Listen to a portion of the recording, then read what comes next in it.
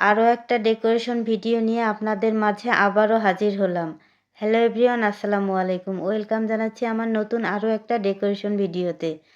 তো ফার্স্টে এখানে আমি কিভাবে ডেকোরেশন করলাম সেটাই আপনাদের সাথে শেয়ার করব। 4টা ডিম দিয়ে আমি 2টা কেক বানিয়েছি। একটা ছিল 1 পাউন্ডের আর একটা ছিল হাফ পাউন্ডের মধ্যে। তো আমি কিন্তু এই সিলভারের হাঁড়িতেই সবসময় বেক করে থাকি, তো সেভাবেই আমি বেক করলাম। আর এটা ছিল আমার ফার্স্ট বেক করা হচ্ছে ইন্ডাকশনে। ইন্ডাকশনে এর আগে আমি কখনোই কেক তৈরি করি নাই। এটাই কিন্তু আমার ছিল ফার্স্ট ইন্ডাকশনে বেক করা। অনেকের ভিডিওতে দেখেছি কিন্তু আমি কখনোই কেক তৈরি করিনি। তো এবার যেহেতু সাহস করে দিয়েছিলাম, কেকটা মাশাআল্লাহ অনেকটাই সুন্দর হয়েছিল। এই কেক দুটো আমি দোকানে সেল করেছিলাম, যার কারণে সঠিকভাবে আমি ভিডিও করতে পারিনি। আর মাঝে মাঝে অনেক ক্লিপই ছিল না। আর তাড়াহুড়ার কাজ হলে এরকমটাই হয়। আর পেজে ভিডিও দেওয়ার এখন একদমই ইচ্ছা হয় না। পেজের অবস্থা খুব খারাপ। মনে হয় এই 1 বছর যদি আমি কেক বানায় বিক্রি করতাম তাহলে বুঝি আমার লাভ হতো। এখানে এসে তো শুধু হতাশ আর হতাশ। যাই হোক, কেকটাকে কিন্তু আমি প্রথমে ক্রাম্পটিং করে নিচ্ছি।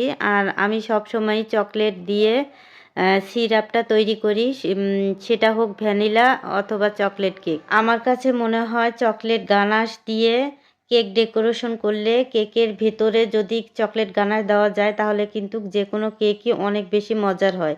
তো আমি কিন্তু সবসময় চেষ্টা করি চকলেট গানাশ দিয়ে কেকটাকে ক্রাম্পটিং করে নেওয়ার জন্য। তো ভিতরের লেয়ারে কিন্তু আমি গানাশ দিয়েছি, সেটা অবশ্যই দেখতে পেয়েছেন। তারপরে কিন্তু আমি ফ্রিজে রেখেছিলাম। আর এখন আমি ফাইনাল ফিনিশিংটা দিয়ে নিচ্ছি। আমি কিন্তু সেভাবে পারি না, কিন্তু খুব সুন্দরভাবে করার চেষ্টা করি। আর আমার মনে হয় যে অনেকটাই সুন্দর হয়। যাই হোক, আমি কিন্তু বেশি দিন যাবৎ আমি কেক বানাই না। খুবই অল্প দিনের মধ্যেই আমি নিজে নিজে থেকেই এভাবে কেক বানিয়েছি। আর খেতেও যেমন মজার হয় আর দেখতেও মাশাআল্লাহ অনেক বেশি সুন্দর হয়। তো আমি কখন যে ডেকোরেশন করেছি ভিডিওটা অন করতে একদমই ভুলে গেছি। যাই হোক, এখানে 1M আর 6B নজেল দিয়ে এই পুরো কেকটাকে আমি ডেকোরেশন করেছি।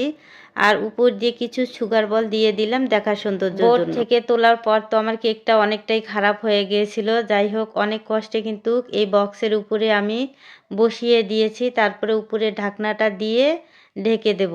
আর এই বক্সটা যে এত সুন্দর আর কিউট দেখেই নিশ্চয়ই বুঝতে পারছেন। এই যে এই মুখারিটা উপরে লাগিয়ে দিলেই কিন্তু হয়ে যায় সুন্দর। আর এক্ষেত্রে কেকটা নষ্ট হওয়ার কোনো চান্স থাকে না। তো আমি দোকানে এই কেক দুটোকেই ডেলিভারি করেছিলাম। মাশাআল্লাহ অনেকটাই সুন্দর হয়েছিল ডেকোরেশনটা। সবাই অনেক পছন্দও করেছিল। আমার জন্য সবাই মন থেকে দোয়া করবেন, আমি যেন আমার নির্দিষ্ট লক্ষ্যে পৌঁছাতে পারি। আর আমার ভিডিওগুলো আপনাদের কাছে কেমন লাগে তা অবশ্যই কমেন্টে জানাবেন। আপনাদের কমেন্ট পড়তে কিন্তু আমার ভীষণ ভালো লাগে। আর এরকম ছোট ছোট আর নিত্য নতুন রেসিপি পেতে পেজটাকে ফলো দিতে একদমই ভুলবেন না। আজ আর নয়, এখানেই বিদায় নিলাম।